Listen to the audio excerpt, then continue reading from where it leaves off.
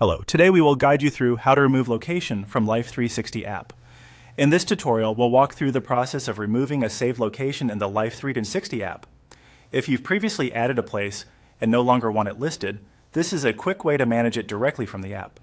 Follow along carefully and you should be able to complete it in just a moment. To begin, open the Life360 app on your device. Make sure the app is fully loaded so you can see the main screen clearly before moving on.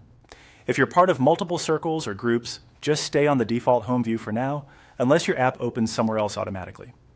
Once the app is open, look toward the bottom left area of the screen and tap on Location. This section is where Life360 displays map-related information, save places, and other location tools connected to your account.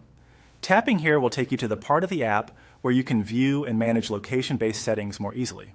After that, scroll down toward the bottom of the screen until you find the section labeled Places. This area typically contains locations that have been saved in the app, such as commonly used addresses or custom places you may have added earlier. Take your time while scrolling so you don't miss it, especially if your screen shows other location details first. When you locate the Places section, find the sample location you want to remove. In this example, you'll tap on Close for that saved location. This action is used to remove the selected place from the list. Be sure you're choosing the correct location before tapping, especially if you have more than one saved place in the app. Once you tap Close, the location should no longer appear in your Saved Places list. If it still shows on the screen, give the app a second to refresh, or check the list again to confirm the change has been applied. And that's it. You've successfully removed a location from the Life360 app.